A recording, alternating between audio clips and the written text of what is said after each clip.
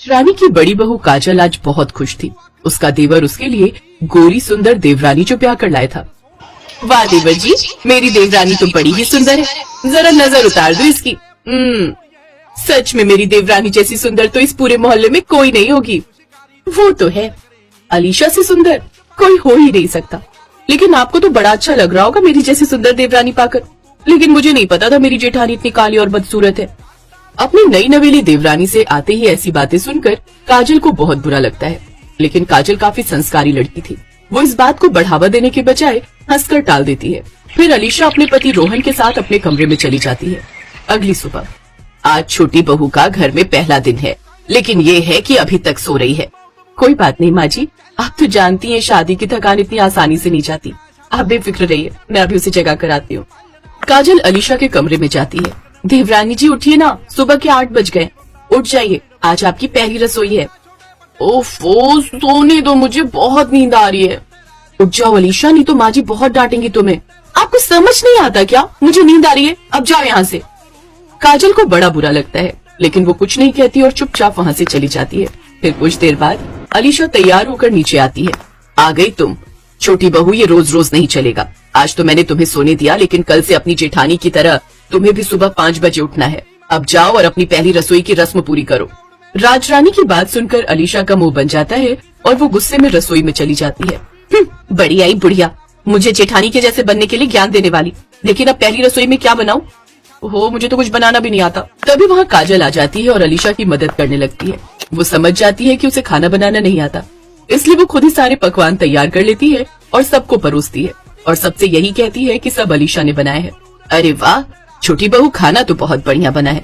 आज अलीशा की संस्कारी जेठानी सबके सामने उसकी इज्जत बचा लेती है, लेकिन गोरी घमंडी देवरानी को तो जैसे इन सब से कोई फर्क ही नहीं पड़ता। उफ, अब तो मैं इतना खाना बनाकर थक गई हूँ। माँ जी, मैं अपने कमरे में थोड़ा आराम करने जा रही हूँ। जेठानी जी, बर्तन आप धो लीजिएगा। ये कहकर अलीशा अपने कमरे में चली जाती है और इधर बेचारी काजल चुप रहकर सबके जूठे बर्तन धोती है। ऐसे कुछ दिन बीत जाते हैं। एक रोज, अरे भाभी, वो मेरे शर्ट पैंट प्रेस कर दिए क्या? हाँ देवर जी, आपकी अलमारी में रख दिए। थैंक यू भाभी, अगर आप नहीं होती तो मेरा क्या ही होता। You are the best. अरे भाभी, वो मेरे शर्ट पैंट प्रेस कर दिए क्या? हाँ देवर जी, आपकी अलमारी में रख दिए। थैंक यू भाभी, अगर आप नहीं होती तो मेरा क्या ही होता। You are the best. अच्छा बड़ी बहू, मैंने तिजोरी में 30,000 रुपए रखे हैं, वो कमेटी के पैसे हैं। ये ले चाबी, से संभाल कर रखना। जी माँ जी।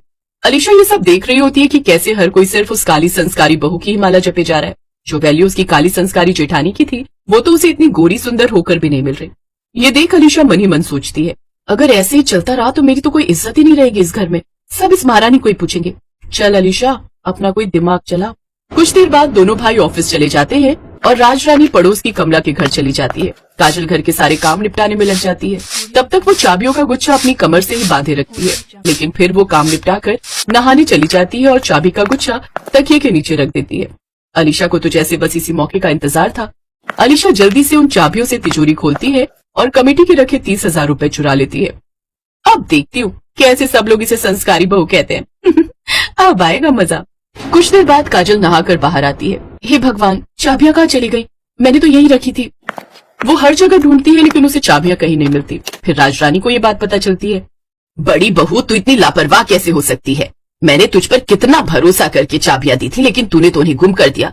और जब मैंने लॉक हटाने वाले को बुलाया तो मुझे पता चला कि उसमें से 30,000 रुपए गायब है।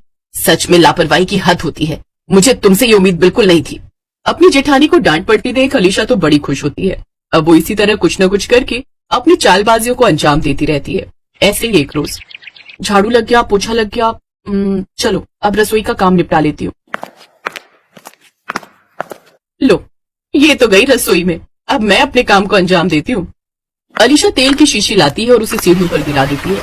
कुछ देर बाद राजरानी ऊपर से आती है तो उस पर पैर रखते ही वो बुरी तरह फिसल जाती है और उसकी कमर पर चोट लग जाती है। लेकिन माँ, तुम गिरी कैसे? वो जेठानी जी ने पोछा लगाया था सीढ़ियों पर, लगता है उसे ठीक से निचोड़ा नहीं होगा और गीला पोछा होने की वजह से माँ जी का पैर फिसल गया और वो गिर गई। काजल, तुम भला इतनी लापरवाह कैसे हो सकती हो यार? मुझे तुमसे ये उम्मीद नहीं थी। लेकिन मैंने तो बहुत अच्छे से पोछा सुखाया था और पंखा भी चला दिया था जिससे वो तभी सूख जाए। अब अपनी गलती छुपाने की कोशिश मत करो और जाओ, माँ को दवाई देनी है, पानी लेकर आओ। अपने पति का ये रवैया देख काजल को बहुत बुरा लगता है और वो रोते हुए वहाँ से चली जाती है। लेकिन ये देख अलीशा मन ही मन बहुत खुश होती है। अभी तो तुम बस देखती अब अपनी गलती छुपाने की कोशिश मत करो और जाओ माँ को दवाई देनी है, पानी लेकर आओ। अपने पति का ये रवैया देख काजल को बहुत बुरा लगता है और वो रोते हुए वहाँ से चली जाती है। लेकिन ये देख अलीशा मन ही मन बहुत खुश होती है। अभी तो तुम बस देखती जाओ जेठानी जी, मैं आगे आगे क्या क्या करती हूँ। अगर तुम्हारे संस्कारों की मैंने धज्जियां ना उड़ा दी ना और तुम्हें घर से ना निकलवा दिया तो मेरा भी नाम अलीशा नहीं। अब अलीशा जानबूझकर अपनी सास को दवाइयां देने का काम करती जिससे वो उनके सामने अच्छी बनी रहे। तो वहीं बेचारी जेठानी सारा दिन घर के कामकाज में जुटी रहती और अपनी सास के खाने के लिए जब भी कुछ बनाती तो अलीशा जाकर उसमें ज्यादा नमक या मिर्ची डाल देती, जिसे राजरानी ठीक से खा नहीं पाती। छी, ये क्या बनाया है तुमने? कितना नमक डाला है इस खिचड़ी में? बड़ी बहू, तुम क्या मेरा बीपी बढ़ाकर मुझे मारना चाहती हो? जा इसे बाहर फेंक कर आ और मेरे लिए फिर से दूध वाला दलिया बना कर ला। जी माँ जी। माँ जी, मैं जानती हूँ जेठानी जी ये सब जानबूझकर कर रही हैं। वो नहीं चाहती कि आप ज्यादा दिन तक जिंदा रहें, क्योंकि आपके मरने के बाद ही तो उनका इस घर पर और तिजोरी की चाबियों पर राज होगा। क्या बड़ी बहू मेरे बारे में ऐसा सोचती है? मैं तो उसे कितना संस्कारी और अच्छे खानदान की समझती थी। उधर काजल को कुछ भी समझ नहीं आ रहा था। वो जो भी काम करती वो जैसे तैसे बिगड़ ही जाता और इधर अब राजरानी भी पूरी तरह ठीक हो जाती है। लेकिन इतने दिनों में अलीशा ने उसका दिल जीत लिया था और जेठानी के खिलाफ उसे भड़का दिया था। एक रोज अलीशा चुपके से नॉनवेज खा रही होती है, तभी उसकी सास की आवाज उसे आती है। छी छी, ये कैसी मांसाहारी बदबू आ रही है हमारे घर में।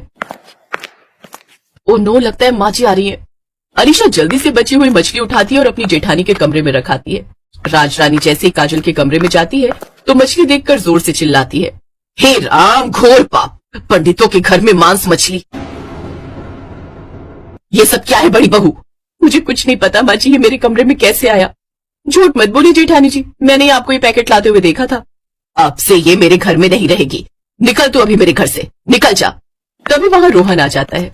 बस करो माँ, इसमें भाभी की कोई गलती नहीं है। ये सब इस अलीशा का किया धरा है और ये वीडियो है इसका सबूत। साथ ही ये वो 30,000 रुपए और तिजोरी की चाबी जो अलीशा ने अपनी अलमारी में छुपाई थी। मैंने जब अलमारी खोली तो इसके कपड़ों के नीचे मुझे ये मिले।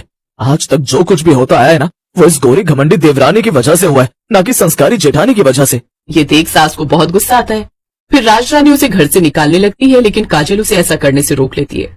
ये देख अलीशा को अपनी गलती का एहसास होता है और वो अपनी जेठानी के साथ ही सब घर वालों से माफी मांगती है। सब उसे एक मौका और देते हैं और उसे माफ कर देते हैं। अब वो सब एक साथ खुशी खुशी रहते हैं।